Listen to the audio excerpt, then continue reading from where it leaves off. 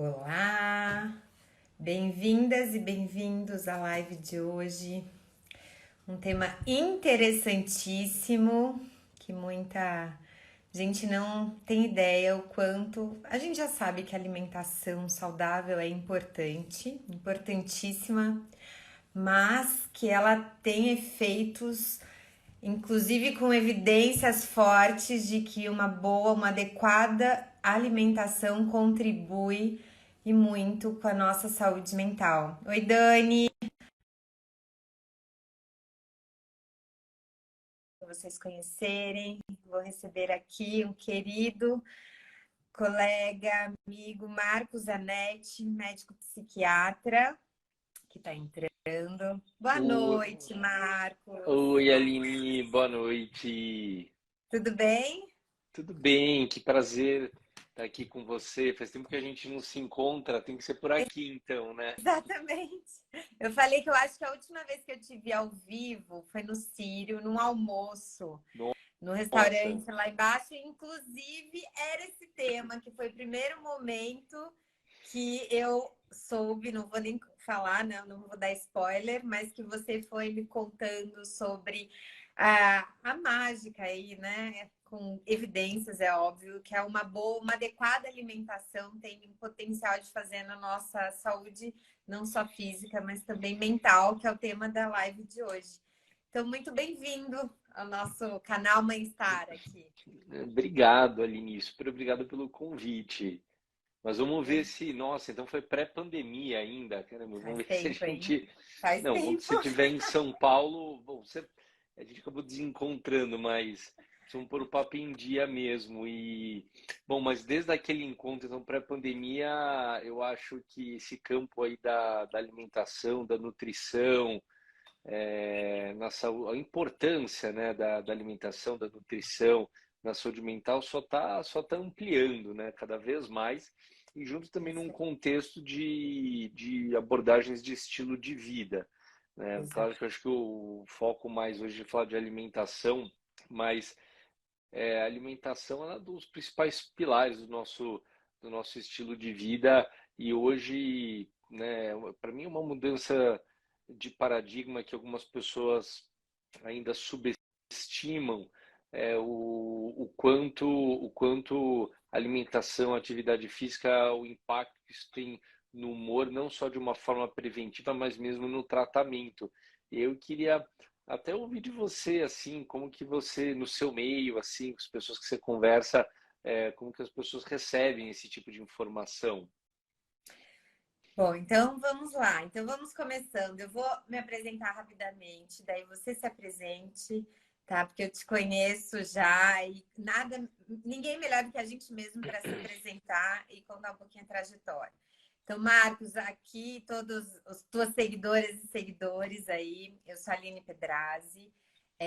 Eu atuei muitos anos na gestão de saúde, criei a Mãe-Star em 2018, que começou como um canal de informação baseado em evidências sobre saúde mental materna. E hoje é uma empresa em que a gente atende empresas, operadoras de planos de saúde e mães e gestantes, mulheres na jornada da maternidade, com serviços e programas para saúde emocional e bem-estar.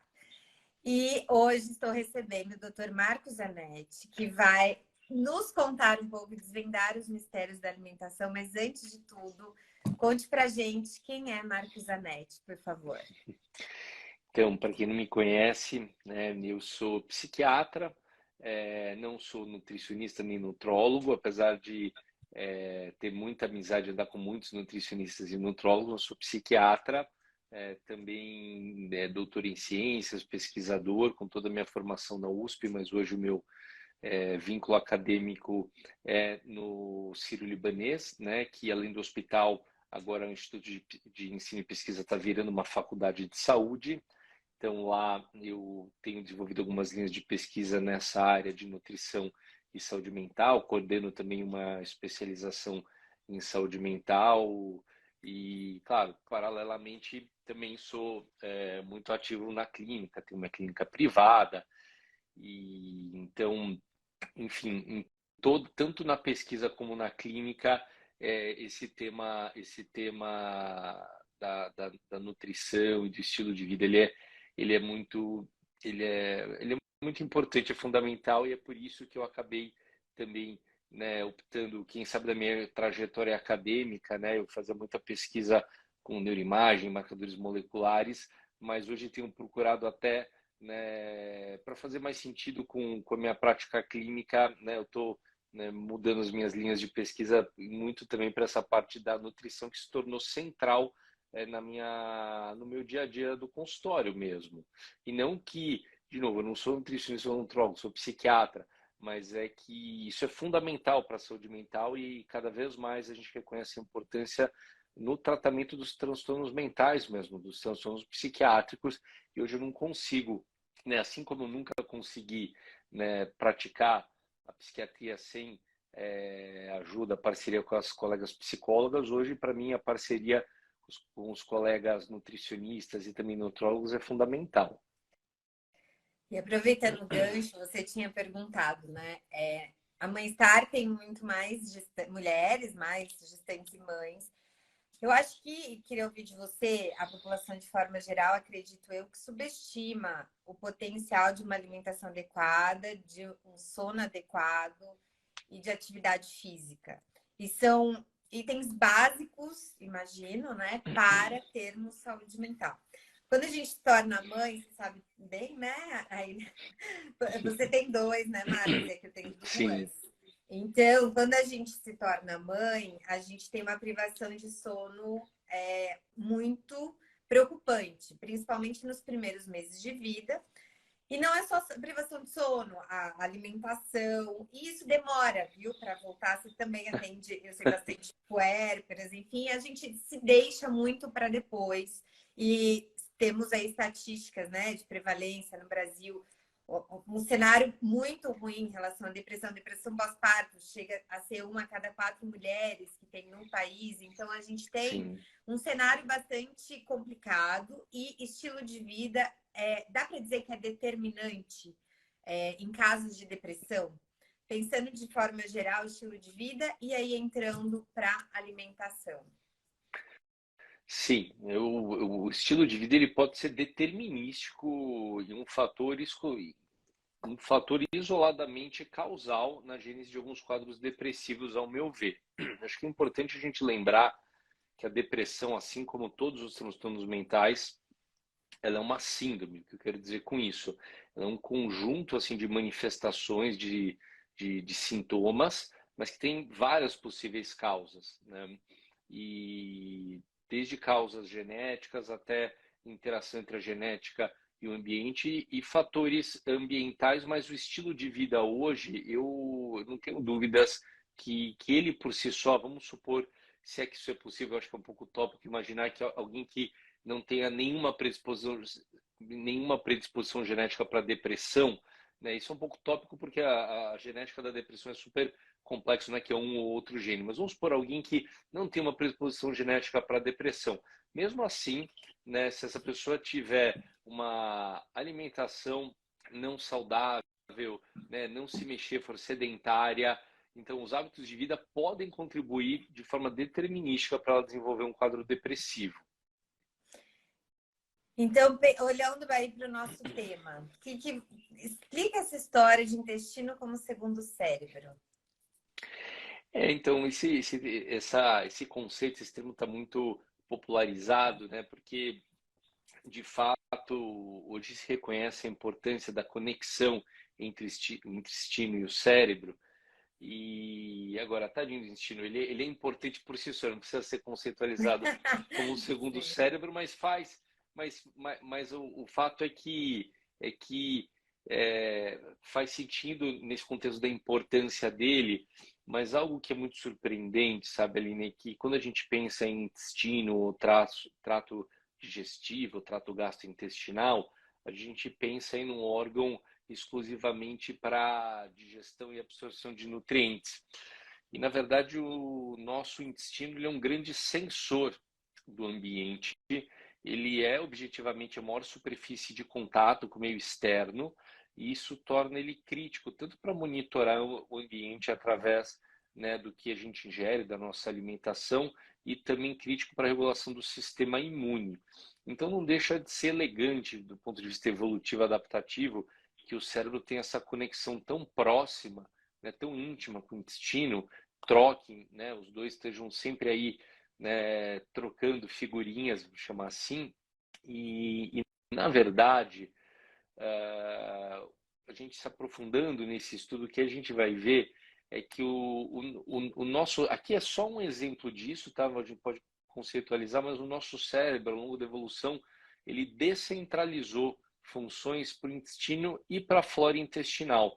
E a questão é que a gente pensa muito da flora intestinal, mas o nosso corpo tem várias floras, né? A gente tem a flora intestinal, a gente tem a flora da pele, a gente tem a flora, né, que habitam os nossos seios da face. No caso das mulheres, a gente tem a flora vaginal. E esses micro-organismos, né, que compõem a flora, a gente vive em simbiose com eles e as pessoas não... É difícil para as pessoas imaginar a dependência que a gente já tem deles. A ponto de, por exemplo, existem modelos animais em que você, digamos, limpa essa flora intestinal de ratinhos recém-nascidos e eles não desenvolvem, eles neurodegeneram. Então, na verdade, o cérebro hoje ele depende ele depende da flora intestinal para regular algumas funções, né? Então, a flora intestinal acaba sendo também um ator, um protagonista, né, importante nessa relação entre o intestino e o cérebro. E a flora intestinal ela é muito modulada pela nossa alimentação. Então, um dos principais impactos funcionais da nossa alimentação no nosso corpo é, na verdade, modular essa flora intestinal e isso indiretamente, é, indiretamente ou através aí de diferentes vias de comunicação, vai modular, na verdade, várias funções do nosso sistema nervoso. Tá. E quando a gente pensa em alimentação ideal, pensando nesse contexto que você colocou, como que é essa relação? Então, você vai contar pra gente qual é a dieta ideal, né? A gente até falou ontem do tema. Todo mundo quer saber o que eu preciso comer para ficar melhor, para me sentir melhor. Talvez a gente comece até pelo contrário, o que faz mal, o que não é legal, né, do ponto de vista aí de saúde mental, de toda essa conexão intestino, cérebro, enfim, que faz com que a gente, por exemplo, ao comer, sei lá, muita carne vermelha, o que acontece que pode gerar aí alguns sinais de que não é uma alimentação adequada do ponto de vista da saúde mental? Essa é uma ótima pergunta. Eu acho que é sempre legal a gente começar, né, pensando no que não, no que faz mal. Então, assim, uma coisa que faz muito mal e eu acho que hoje, né, principalmente em grandes cidades, acaba sendo muito comum é uma alimentação repetitiva e monótona. Então, as pessoas que comem sempre a mesma coisa todo dia, né, e isso por si só é muito negativo para a flora intestinal, porque um dos parâmetros de maior saúde da nossa flora intestinal é justamente a diversidade dessa flora intestinal. E aí é importante perceber que, assim como nós temos as nossas preferências alimentares, esses bichinhos, micro-organismos que habitam o nosso intestino, eles também têm as suas preferências alimentares. E diferentes tipos de alimento vão estimular o crescimento de diferentes espécies, populações, famílias, não só de bactérias, mas de diferentes micro-organismos. Então, a diversidade da flora intestinal ela está totalmente relacionada à diversidade da nossa dieta. E uma alimentação repetitiva, monótona, isso vai se refletir numa flora intestinal menos diversa e isso a gente sabe que tem um impacto negativo para a nossa imunidade e também para o nosso sistema nervoso. Então, as pessoas perguntam muito, arroz, feijão e bife é saudável? Alface é saudável? Na verdade, não é, assim, existem, claro, alguns nutrientes, alguns alimentos que são intrinsecamente não saudáveis por exemplo, alimentos industrializados por conta dos conservantes, emulsificantes, né, corantes, etc. Mas, assim, via de regra, não existe, né, um alimento que ele isoladamente você possa afirmar se ele é benéfico ou saudável. Isso vai depender de como ele se contextualiza no todo da sua alimentação. Mas primeiro parâmetro é isso, a alimentação saudável ela é variada. Segundo parâmetro, né? Então, outra coisa, além da monotonia ou da repetitividade alimentar que faz mal, é uma dieta excessivamente rica em proteína animal, né? É claro que o oposto disso seria um veganismo, mas aqui a gente não precisa ser vegano para ter uma alimentação saudável. A questão é que, de novo, diferentes, né, populações de micro-organismos, né, têm diferentes preferências alimentares. E quem se alimenta, né, de proteína animal são populações de bactérias conhecidas como as bactérias proteolíticas, que, por um acaso, elas são bactérias que elas na quantidade certa, elas são importantes para manter o tônus do nosso sistema imune, da defesa imunológica do nosso corpo. Mas em excesso, né, elas provocam uma superestimulação do nosso sistema imune e elas liberam partículas, né, partículas dessas bactérias acabam caindo na nossa circulação e ativando receptores no corpo e no cérebro que vão provocar vão levar a um estado pró-inflamatório e mesmo de neuroinflamação.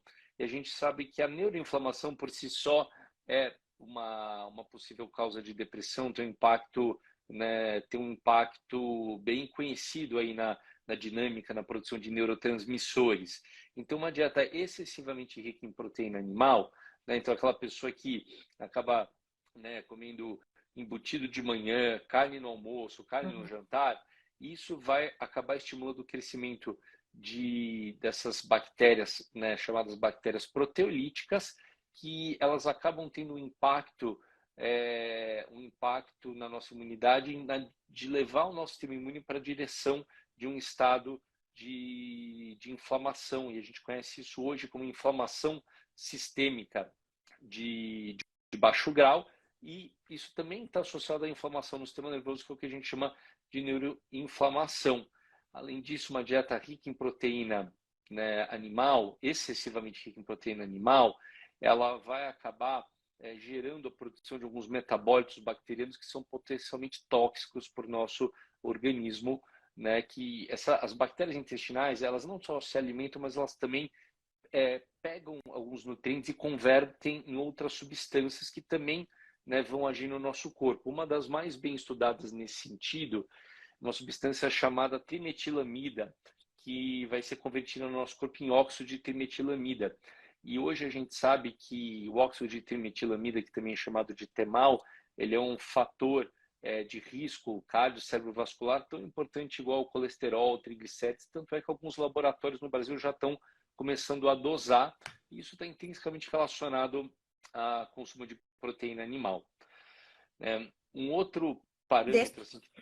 Deixa eu te fazer uma pergunta, pegando o gancho aí, eu sei que você tem outros. Em relação à proteína animal, então quem faz aquelas dietas, né, que tem, vira e mexe alguém, eu conheço, que está fazendo a dieta da proteína. Essa questão enfim, da proteína animal, ela a curto prazo, a curtíssimo prazo, é imediato, é algo acumulativo. E a minha segunda pergunta em relação a esse tema é assim, qual é o aceitável, considerando isso que a gente está falando, né? Em termos de comer carne, o bife, né? Que fala arroz, feijão e bife, muita gente come na janta e no almoço. Em termos de número de vezes por semana, isso tem mais ou menos estudos que recomendam? Nunca vai ter uma regra, porque, de novo, isso depende do contexto de outros alimentos. Porque, então, assim, a proteína animal, ela vai ser importante para estimular o tônus do nosso sistema imune, mas ela também pode, né, em excesso, levar a uma inflamação. Acontece que tem outros alimentos que têm uma ação anti-inflamatória. Então, tudo depende, né, do que você está comendo junto com a carne também. Por exemplo, tem alguns estudos bem interessantes, né? Tem particularmente um que foi doutorado de uma amiga nutricionista, que você vai lá e dá um café da manhã gordo para alguns, né, para alguns voluntários estudantes lá da universidade, né, um café da manhã de croissant com manteiga, chocolate, e você pode acompanhar isso com água com açúcar ou suco de laranja, né? Quando você acompanha esse café da manhã gordo com água com açúcar, você tem uma reação pró-inflamatória. Quando você associa o suco de laranja, você reverte isso para uma resposta anti-inflamatória. Então, isso é uma outra coisa que as pessoas também ainda não entendem. A gente vai chegar lá. Os alimentos, eles Entendi. interagem entre eles, né? Uma coisa é você comer uma proteína sozinha, outra coisa é você comer essa proteína junto com fontes de fibras, compostos bioativos, que vão ter. É isso mesmo, o estudo da Daniela Seixas, que Isso. eu mencionei, mas tem outros estudos semelhantes com outros sucos também. A Dani sempre fala nas aulas dela. O fato é que os nutrientes, né, e os compostos presentes nos nutrientes, eles interagem entre si de forma muito complexa. Então depende do que você está comendo junto. É muito diferente você comer, né, um, uma carne com arroz refinado só e você comer uma carne, tudo bem, com arroz e feijão, mas também salada, legumes, né, depois comer frutas ricas em fitoquímicos, compostos bioativos, que também vão ter uma ação anti-inflamatória. Então, essa é a questão. O excesso de proteína animal ele já é um erro, tá? Alimentar, ao meu ver, mas também uma alimentação pobre em fibras e compostos bioativos, né, que estão presentes no quê? Nas plantas. Então, pessoas que o que arroz e feijão é planta, né? Só que muito do que se come não é um arroz muito refinado também, o feijão. E de novo, muitas pessoas comem só arroz, feijão e bife, não variam muito, né, a dieta. Agora, se esse arroz, feijão e bife não for diário, for acompanhado com uma salada, com legumes, né, e variar, né, nem sempre for arroz e feijão, você variar o tipo de grão, você também, né, enfim, tem uma infinidade, nem sempre precisa ter grãos, pode ser, enfim, legumes, ou outras, tudo que é plant-based, cogumelos, que não são mais plantas, mas, né, do ponto de vista de fibras e compostos bioativos também são muito ricos.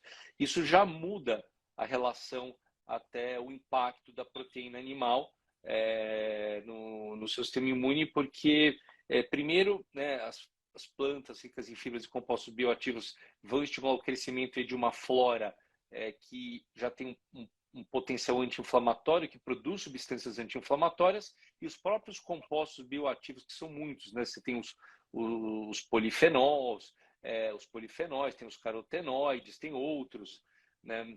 Esses próprios compostos bioativos, eles têm uma ação anti-inflamatória no nosso corpo. Então, também tem isso. Com o que você está acompanhando essa carne, essa proteína, né? Legal. Então, não tem uma receita de bolo e é muito difícil estimar assim, qual que é uma quantidade segura, porque depende do contexto da alimentação mesmo. Mas eu acho que, por exemplo, se as pessoas, pelo menos uma das refeições no dia, né, não consumirem proteína animal, e quando consumir proteína animal, isso está sempre acompanhado também, né, de plantas, né, de plantas ou cogumelos, ou os dois, você vai estar aí equilibrando um estímulo inflamatório com um estímulo anti-inflamatório. Entendi. Legal. Muito bom. Você estava pontuando e eu te interrompi. Você falou, então, a gente começou na alimentação monótona, que eu não sabia, tá? Eu sempre soube de diversificar as cores no prato. Sempre vi isso, tá, Marcos? Mas eu não sabia que, tipo, comer a mesma coisa todo dia influenciava diretamente. Nunca parei para pensar. Fiquei preocupada com algumas crianças que só comem arroz, feijão e batata frita e bife, enfim. Sim. Depois você falou do excesso, né? Da proteína animal. E aí eu te fiz a pergunta e você ia continuar aí no próximo ponto. Não, mas o próximo ponto é esse, Já foi um era isso. gancho mesmo, né? Ah, Que é entendi. justamente uma dieta pobre em plantas, né? Pobre em tudo que vem das plantas. Que tem muitas pessoas que assim, come planta, mas como assim? Trigo é planta? Sim, é planta, mas muitas vezes é uma farinha muito refinada. Batata é planta? Sim, mas a gente consegue, né? A gente pode dividir, por exemplo, muito do que vem das plantas, né, de amiláceas e não amiláceas, né? Então, por exemplo, batata, mandioca, acabam sendo plantas consideradas mais amiláceas, porque são mais ricas em carboidratos mais simples, né? E que tem menor teor de fibra. Já as não amiláceas são mais. Fibras são carboidratos, eles vão de diferentes tipos de carboidrato, né? Já as fibras são carboidratos complexos que não são digeríveis por nós, mas são fontes de alimento para as bactérias benéficas da nossa flora intestinal e que, além de serem fontes de alimento, né, fontes de energia, essas bactérias da nossa flora intestinal, elas conseguem transformar essas fibras em outras substâncias que são muito importantes para o nosso corpo, para o equilíbrio do nosso corpo, tanto por terem uma ação anti-inflamatória, como por regularem vários processos fisiológicos importantes, desde liberação de hormônios, neurotransmissores. Então, apesar do nosso corpo, então por muitos anos, anos eu mesmo pensava, poxa, já que o nosso corpo não consegue digerir fibras, então elas só servem para fazer, né, o bolo fecal ao cocô ficar mais fofinho. Mas, na verdade, não. A gente sabe que as fibras são muito importantes. Mesmo que a gente não consiga digerir elas, as bactérias da flora intestinal conseguem digerir elas e transformar em substâncias saudáveis para nós. E, na verdade, algumas dessas substâncias são a principal fonte de energia e nutrição para as células do próprio intestino e do fígado. E é por isso que quando a gente tem, por exemplo, uma dieta pobre em fibras, pobre em plantas, né, a gente tende a ter uma inflamação intestinal e também uma inflamação no fígado. A gente fica com aquele acúmulo de gordura no fígado chamado esteatose hepática. Mas, de novo, as plantas, né, então esse é um outro erro. As pessoas às vezes, que planta que você vai? Como batata, arroz refinado, né, mandioca frita. E também tem isso, né? Você tem diferentes plantas, essas plantas elas variam no teor de fibra e o teor, né, de carboidratos mais simples, amido, etc. E no teor também de fitoquímicos ou compostos bioativos. Fitoquímicos ou compostos bioativos são substâncias presentes nas plantas.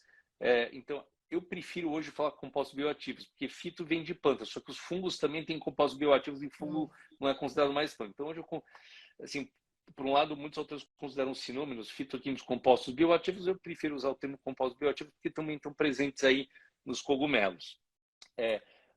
Essas compostos bioativos são substâncias, né, presentes nas plantas e cogumelos, que as plantas e cogumelos produzem para se proteger e que também a gente ingerindo, né, essas substâncias através, né, das plantas e cogumelos da nossa alimentação, eles também passam a atuar em nosso benefício para nos proteger. Agora, a quantidade, né, desses compostos bioativos depende muito da qualidade do solo, de como aquele alimento foi cultivado. Então, por exemplo, orgânicos, alimentos orgânicos, né? Muitas pessoas acham que o benefício do orgânico se deve apenas a ter menores teores aí de pesticidas, agrotóxicos, né? E não é só isso. A questão é que alimentos orgânicos eles têm maiores teores de compostos bioativos também. Por quê? Porque ele não cresce tão protegido. Você deixa, né, os alimentos orgânicos, você deixa eles ali, né, expostos ainda às intempéries ambientais, às pragas. Isso faz com que eles produzam mais compostos bioativos para se proteger. Então, os orgânicos, né, o benefício deles não é apenas terem menor teor de agrotóxicos, né, pesticidas, mas também por eles terem mais compostos bioativos, porque quando você deixa a planta sofrer, né, ela vai produzir mais compostos bioativos. E é por isso, e é engraçado porque a gente já pensa, quem estuda vinho, quem estuda azeite já sabe disso. Né? Um vinho ele vai ser melhor quando você deixa aquela uva sofrer. É por isso que, né, os locais onde produzem os melhores vinhos, eles têm maior amplitude térmica, né? Porque aquela uva ela vai sofrer mais, então ela vai produzir e concentrar mais compostos bioativos. Isso acontece com todas as plantas e também com os cogumelos. E também a qualidade do solo acaba influenciando muito a quantidade de nutrientes nas plantas. E a agricultura moderna hoje a gente sabe que é péssima para o solo, para a qualidade do solo, por diferentes razões, só que, né, a maior parte aí dos produtores rurais ainda nem tem ideia disso, né? Aquilo já está numa linha de produção e nem tem ideia disso. Então, também é isso, né? E daí você fala, poxa, mas como é reconhecer uma planta, um cogumelo que seja mais rico em compostos bioativos, né? Que então tenha maior teor de micronutrientes e compostos bioativos que são, né, que seriam aí desejáveis, porque a gente está buscando uma alimentação saudável. Acontece que os micronutrientes e compostos bioativos eles dão um gosto meio amargo e picante nas plantas. E é tudo isso que as pessoas não querem, né? As pessoas querem só uma coisa, por exemplo, fruta, as pessoas querem fruta docinha. Assim. Isso é péssimo, né? E a questão é que está havendo, né, seleção genética para as frutas, né? Então, hoje é isso, né? As pessoas vão no supermercado, elas buscam essas uvas gigantes, sem semente, docinhas. Isso é totalmente, né? Isso é uma modificação genética que, na verdade, está piorando a qualidade em termos, vamos pensar assim, da saúde que aquela planta oferece, porque você está selecionando plantas, no caso aí de frutas, com menor teor de compostos bioativos, maior teor de açúcar, e isso, na verdade, é pior para a nossa saúde, né? Caraca, que aula! Eu vou te dizer que faz muito sentido o que você está falando e acho que a gente realmente não para analisar isso. O orgânico era muito pelo que você falou mesmo, né? Com pouco, pensando que tinha pouco agrotóxico, etc. Ô, Max, então indo para o ideal, né? Você já colocou aí como seria uma base, né? Pelo menos pensando em como escolher uma parte aí da nossa base alimentar. Você falou uma vez que a dieta ideal é a mediterrânea, né?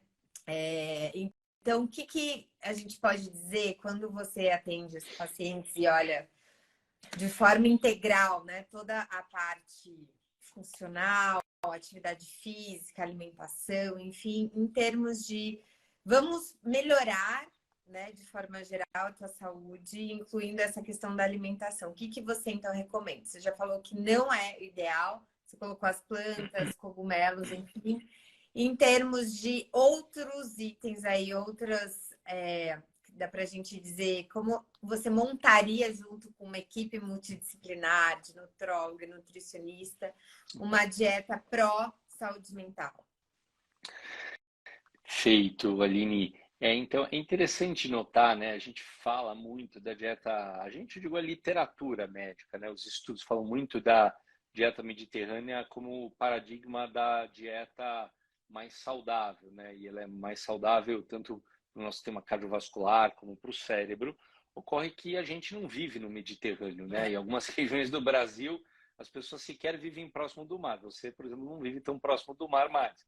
Então, né, como que adaptar, né, esses princípios, né, que estão aí, digamos, estão imbricados na dieta mediterrânea. O que tem na dieta mediterrânea que a gente possa tentar translacionar esses princípios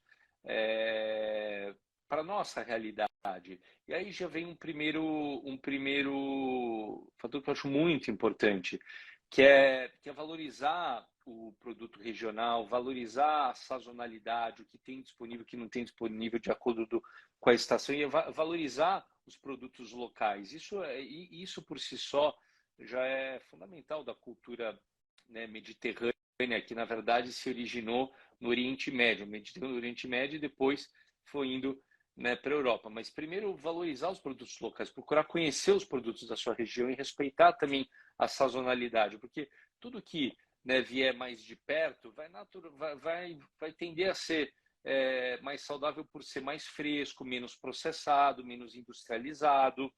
Né? Então tem isso, né? Também os alimentos o mais fresco possíveis, evitar os industrializados. Hoje a gente entende o porquê os industrializados podem ter um impacto tão negativo na nossa saúde, está bem documentado, a gente entende o porquê.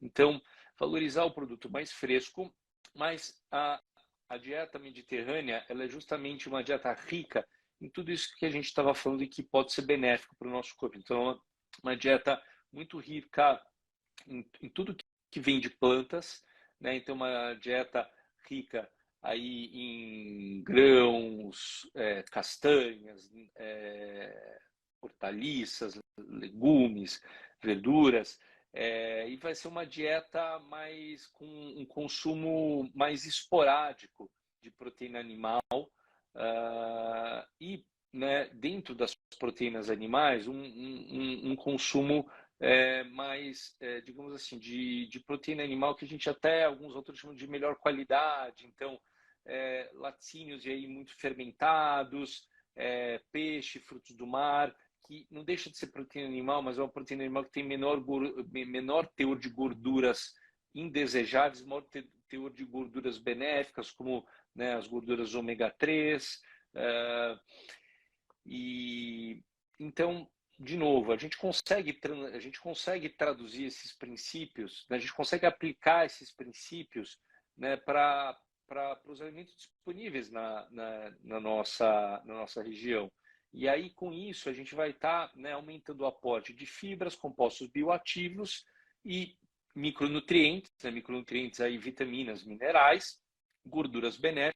Então também tem isso. A dieta mediterrânea, ela também está muito presente o azeite, né? E hoje o Brasil está aumentando muito a produção de azeite. A gente tem muito hoje azeite brasileiro bom. Então o azeite, ele é um óleo vegetal, né? Das azeitonas, enfim, das olivas. E é um óleo que, primeiro, a gente pensa muito hoje, quando se fala de azeite, muitos profissionais de saúde pensam no ácido oleico, que é uma gordura monoinsaturada. E, de fato, ela tem benefícios para a saúde. Mas o bom azeite, principalmente o azeite jovem, que é fresco, e aí, justamente, quanto mais fresco, né, e quanto melhor o azeite, ele é mais amargo, ele é mais picante, né, que é isso que a gente estava falando, está mostrando que a quantidade de compostos bioativos, ele é rico em compostos bioativos, ele é rico em polifenóis, e esses compostos bioativos vão ter aí por só uma infinidade, né, de benefícios para a nossa saúde. E a dieta mediterrânea ela também é muito rica em frutas, e aí particularmente frutas. Você falou da questão da cor do prato, é importante você ter um prato colorido.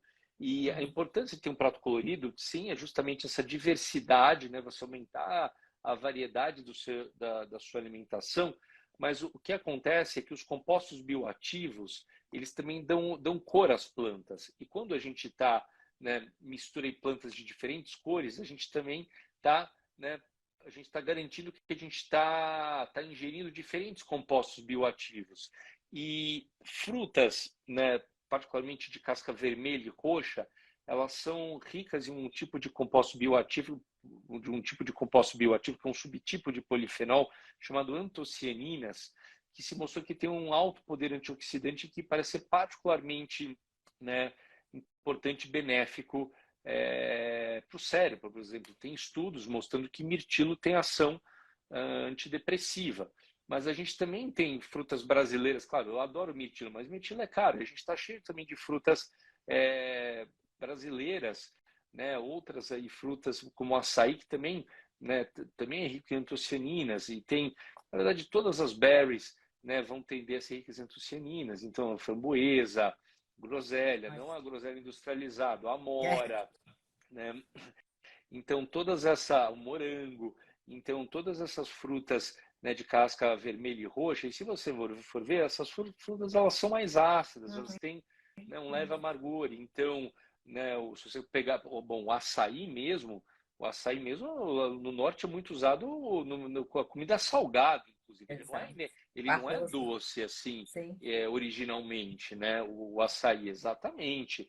Né? As pessoas misturam muito na comida. Então, mas, de novo, a gente está aqui pincelando alguns princípios, mas a ideia é as pessoas poderem entender esses conceitos e aplicar, né, aplicar no seu dia a dia de acordo com a disponibilidade de alimentos que você tem aí na sua região. Né?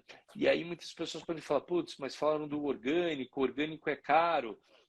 Né? E eu já ouvi assim, de muitas pessoas evitarem, por não terem condições de comprar orgânicos, até evitarem comer salada, folhas, por medo dos pesticidas.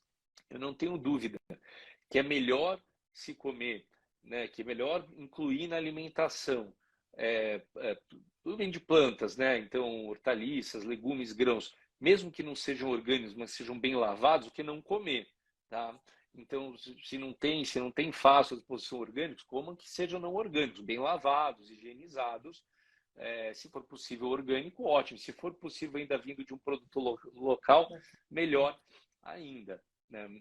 E em relação à proteína animal, claro, tem muitas pessoas que são vegetarianas ou veganas, não apenas por questões de saúde, mas por questões até ideológicas outras. É possível, né, ter uma dieta vegetariana vegana saudável? É possível, só que a dieta vegetariana vegana, para ser saudável, ela tem que ser até mais variada, ou para melhor, para ser saudável no sentido de dar conta das nossas necessidades nutricionais, ela tem que ser ainda mais variada do que uma dieta onívora, em que você mistura plantas e proteína animal. Isso porque é muito a proteína animal, principalmente a carne, apesar de ela vir aí num pacote, né, de alguns nutrientes que não são tão saudáveis como gordura saturada e radical nitrogenado, que vai virar ácido úrico no nosso corpo, elas têm, né, todo o perfil de aminoácidos essenciais e alguns micronutrientes essenciais de uma forma muito empacotadinha, bonitinha, né? Então, muitas pessoas falam, eu sou vegetariano, achando que estão fazendo uma alimentação saudável. Você vai ver a pessoa come arroz e ovo todo dia. Isso não é uma alimentação saudável. Essa pessoa vai desnutrir, né, rapidamente, né? Vegano, mesma coisa. A pessoa come arroz e feijão todo dia. Então, também tem que tomar cuidado, né, com esses motivos e entender o que está fazendo. Por exemplo, não tem nenhuma planta que você vai encontrar todo o perfil de aminoácidos essenciais no mesmo lugar. Então, você precisa ter uma alimentação mais variada. E, como eu disse, muitas plantas, então batata, né? Então, a pessoa, sou vegetariano, vivo só de arroz e batata frita. Isso é uma péssima dieta, né? Sou vegetariano, vivo só de alface. Não, vai desnutrir. Então, você, assim, além, né, o que a gente está falando aqui, em outras palavras, que talvez é o menos intuitivo, é que o alimento, além de fornecer nutrientes, ele tem um impacto funcional no nosso corpo, né, modulando a nossa flora intestinal e fornecendo, além dos nutrientes, esses compostos bioativos que ainda são desconhecidos para a maior parte das pessoas. Mas os nutrientes também são importantes, os macronutrientes, né? Então carboidrato, proteína, gordura, e micronutrientes, vitaminas, minerais. Então, assim, esses nutrientes eles também são importantes, né? Então, também não é que dá para, né, focar só nos compostos bioativos e esquecer do macro, porque a gente não para em pé. Então, mas você tendo uma dieta variada e você, sabe, eu acho que, assim, na média, o brasileiro come muita carne. Então, assim, acho que tirar a proteína animal de uma das refeições e caprichar mais na plantas do que as médias e tentar trocar fruta muito doce por fruta, né, principalmente essas de casca vermelha e roxa, mas não apenas, mas as frutas, enfim, precisa conhecer as que não estão já tão selecionadas, essas coisas de fruta sem semente. A natureza não é assim, gente. Precisa aprender a reconhecer esses sinais que tem alguma coisa errada, né?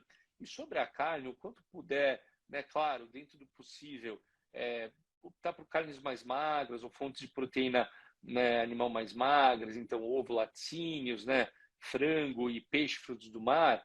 O peixe frutos do mar, o duro é isso, a gente tem uma costa enorme, só que as pessoas, eu não estou honestamente muito por dentro aí da cadeia de distribuição de alimentos, e eu não sei se é por modismo ou se é por uma dificuldade de distribuição. Eu também ouço às vezes que a nossa indústria pesqueira não é tão desenvolvida quanto poderia, mas as pessoas elas gostam muito de peixe de cativeiro, né? Tem o salmão que vem do Chile, tem essa tilápia de cativeiro.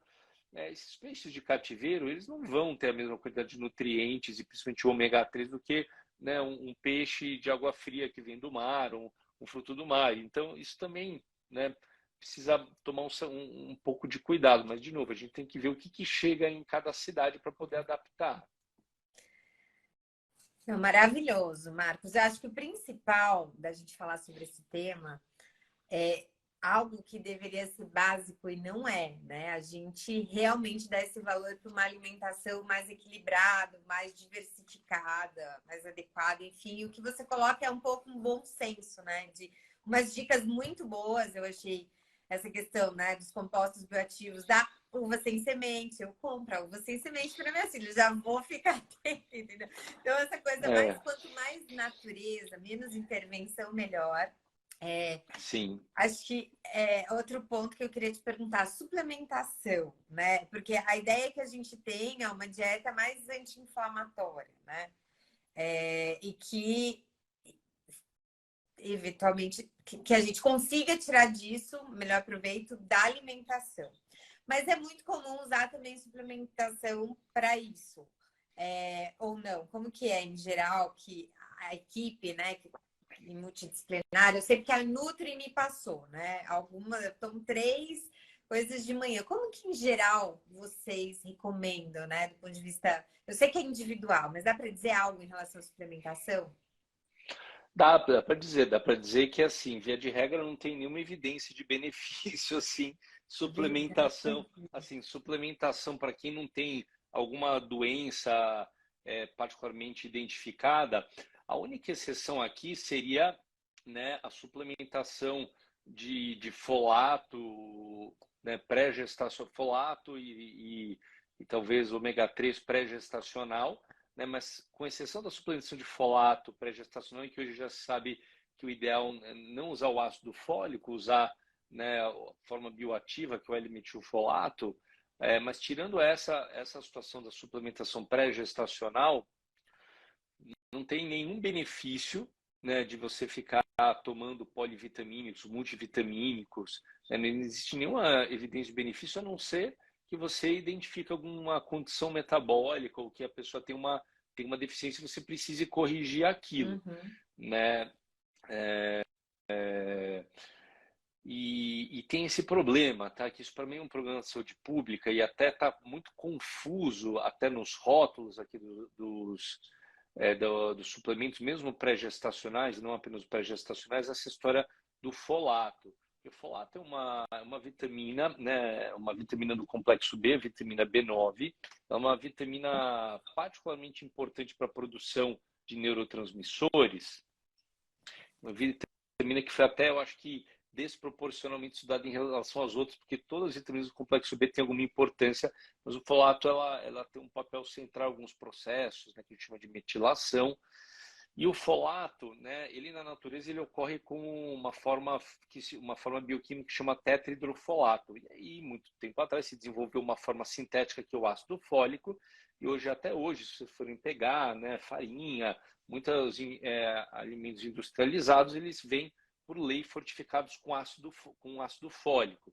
Só que o ácido fólico, ele é uma forma farmacêutica que ele tem alguns problemas, porque o ácido fólico, ele depende de ser para ele ser utilizado pelo nosso corpo, ele depende da conversão de uma enzima que o nosso corpo produz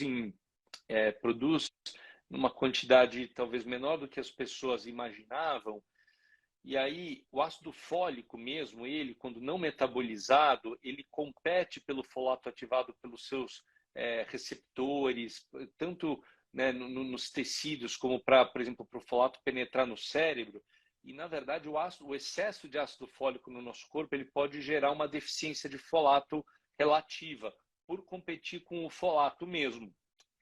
E eu não sei de onde veio isso. Quando você pega hoje os rótulos dos suplementos, né? Então você pega lá, L-metilfolato, entre aspas, ácido fólico. Para mim, isso acho que é algum desconhecimento da Anvisa, que assim, ácido fólico não é. Acho que eles queriam dizer folato, vitamina B9. Ácido fólico é uma forma sintética de folato de vitamina B9, mas o fato é que o rótulo dos polivitamínicos hoje aqui no Brasil está extremamente confuso por conta disso. Porque mesmo aqueles suplementos que são de L-metilfolato, que é uma forma bioquímica superior ao folato e mais próxima daquela encontrada na natureza, vem ali com parentes ácido fólico. Isso, né, gera uma confusão, né, mas o fato é que se descobriu em parte, né, os grupos que descobriram esse problema com o folato são justamente os grupos que começaram a estudar a importância da suplementação pré-natal do folato, em prevenir, né, prevenir algumas condições, né, como autismo e também dos defeitos de tubo neural, né, malformações como defeitos de tubo neural. Mas o fato, eu só aproveitei essa deixa da sua pergunta, então, assim, tirando algumas condições, e agora dá para ver, inclusive, que os suplementos pré-gestacionais, a maior parte deles já é com L-metilfolato, apesar de vir entre parênteses ácido fólico, que eu acho que honestamente, alguém da Anvisa, alguém que não entendeu isso e exige, mas é com L-metilfolato, né, 400 microgramas, são doses inclusive menores do que as que se preconizavam antes, mas tirando a suplementação pré-gestacional, não existe nenhuma evidência de benefício de uso preventivo, vamos chamar assim, de suplementos e nutrientes. E a verdade é que mesmo para fins de performance esportiva, prática esportiva, é muito questionável, mesmo para pessoas tipo, como atletas amadores, assim, para um suplemento fazer uma diferença, olha, a pessoa precisa ser um atleta assim de alto nível. Para a maior parte das pessoas, uma alimentação saudável deveria bastar para suprir as demandas nutricionais e também o aporte de substâncias benéficas. E tem esse outro detalhe, quando a gente falou dos compostos bioativos, hoje é mania de muitos polivitamínicos colocar lá algum composto bioativo, licopeno, né? E o que os estudos mostram, quando você tem numa planta, numa fruta, você tem lá centenas. Bom, na natureza existem mais de 7.000 compostos bioativos já identificados. Muitos a gente nem sabe como eles agem no nosso corpo, mas numa planta você vai ter lá dezenas ou centenas de compostos bioativos. E quando você isola eles dos demais, ele perde o efeito. Então a gente ainda não sabe. A natureza é muito sábia, a gente ainda está começando a entender como esses compostos agem. Por isso que, por exemplo, você vê um suplemento, que legal, esse suplemento tem licopeno, esse suplemento tem lá, tem alguns outros compostos agora que me fugiram. Isso não necessariamente vai substituir o efeito de você comer o alimento rico nesse composto bioativo. Licopeno, por exemplo, é um composto bioativo muito presente no tomate, né, que tem propriedades, né, anti-inflamatórias. Olha, muito legal. E para finalizar, café e vinho, tá? Eu sei que há controvérsias aí em relação a. Eu não gosto de falar de suspender, mas a moderação, principalmente do vinho, a gente está falando de álcool, mas do café, né? Em termos aí, pensando nisso que a gente está falando, né? Que é mais, pode ser inflamatório, enfim, o que você sugere em relação a esses dois? Não, o café não tem nada de falta. Café tem vários Não? benefícios para a saúde. O café tem vários benefícios para a saúde. O café é rico em compostos bioativos, catequinas, tem cafeína. O problema, né, é o excesso de cafeína. Então, assim, então, claro, eu acho que quem é ansioso, tem insônia, o café tem uma ação estimulante por conta da cafeína. Então, quem está tratando algum quadro de ansiedade, um transtorno do humor, insônia, tem que tomar cuidado, né, por conta do efeito estimulante do café. Além disso, o café ele, ele bloqueia uma enzima que é a HMG-CoA, e por isso ele também tende a diminuir o colesterol, então tem um efeito benéfico, só que em excesso ele também tende a diminuir a produção de coenzima Q10. Então, o excesso de café, na verdade, pode produzir um cansaço paradoxal. Então, a pessoa ela fica tomando cada vez mais café, achando que é para aumentar a energia, e na verdade aquilo no pano de fundo está provocando um cansaço. Então, assim, hoje se considera seguro até 3 expressos por dia, ou até 3 xícaras de café por dia, é um limite seguro, e o café tem, sim, na quantidade certa, benefícios à saúde. Sobre o vinho, né, o problema na verdade é o álcool, né? Esses dados aí do começo dos anos 2000, de que uma taça por dia poderia, né, trazer benefícios aí, saúde cardiovascular, isso caiu por terra. Hoje, né, a literatura tem entrado num consenso que não existe quantidade segura para o consumo de álcool, né? Sim, o vinho ele tem, né, tem presente nele justamente os compostos bioativos presentes na uva, na casca da uva, como justamente, né, os polifenóis e resveratrol. Ocorre que você consegue obter esses mesmos compostos bioativos comendo uva e comendo justamente nessas outras frutas que a gente falou, de casca vermelha, arroxeada. Então você não precisa do vinho para isso, e o álcool cada vez mais vem crescendo aí o volume de estudos mostrando aí os potenciais malefícios, a ponto que hoje na literatura se fala muito que não existe uma dose segura, né? O que não deixa de ser um luto para mim. Eu adoro vinho, Sim, então né, não deixa de ser, mas eu também. eu brinco, né? É um luto ter que encarar isso, mas em termos de saúde pública a gente precisa falar, né? Então o álcool ele tem um efeito disruptor do sono, ele tem um impacto negativo na flora intestinal, ele tem um efeito inflamatório no intestino. Então não existe dose segura para o consumo de álcool, inclusive vinho. Maravilha. Olha, aprendi muito. Eu falei para o Marcos, assim, eu sou totalmente a tradução das mães, então eu vou fazer perguntas bem básicas, porque é isso mesmo que a gente precisa entender para colocar em prática no nosso dia a dia. Marcos, super obrigada. Essa live vai ficar salva, então quem perdeu, chegou agora, a gente pode checar depois no feed, vai estar lá. A gente também disponibiliza no nosso canal no YouTube. Compartilhem, sigam as dicas e, principalmente, vamos tentar, né, nos disciplinar para realmente ter uma alimentação mais adequada, que contribui e muito para uma vida com muito mais qualidade de vida. Acho que a gente tem que começar a cuidar da gente com o básico, né? Porque depois começa a ficar muito mais complexo e a gente em casa já pode fazer a nossa lição. Para finalizar, quer deixar alguma dica final? Poxa, Aline, antes de mais nada, quero agradecer o convite. É sempre um bom prazer, é sempre um prazer falar sobre esse tema ainda mais com você, né? E eu acho que reiterar tudo que você falou, talvez uma dica final ainda mais aqui, né, para o foco do seu público é que é muito importante a mãe já ter, né, uma alimentação saudável, até porque, né, a programação do paladar a gente sabe que os 2 primeiros anos de vida da criança eles são muito importantes e acho que a maior parte das mães não sabem, mas o sabor dos alimentos que a mãe, né, ingere, eles são transmitidos já dentro da vida intrauterina para o bebê através do líquido amniótico e também através do leite materno. Então, na verdade, já dentro da barriga intrauterina, né, já está acontecendo a programação do nosso paladar. Então, por isso, a mensagem final é isso, que é fundamental, mesmo pensando na saúde do seu filho, né, a mãe já tem uma alimentação saudável e já acostumar o paladar com né, com esses sabores amargos e picantes desde a gestação e na amamentação também. Sensacional.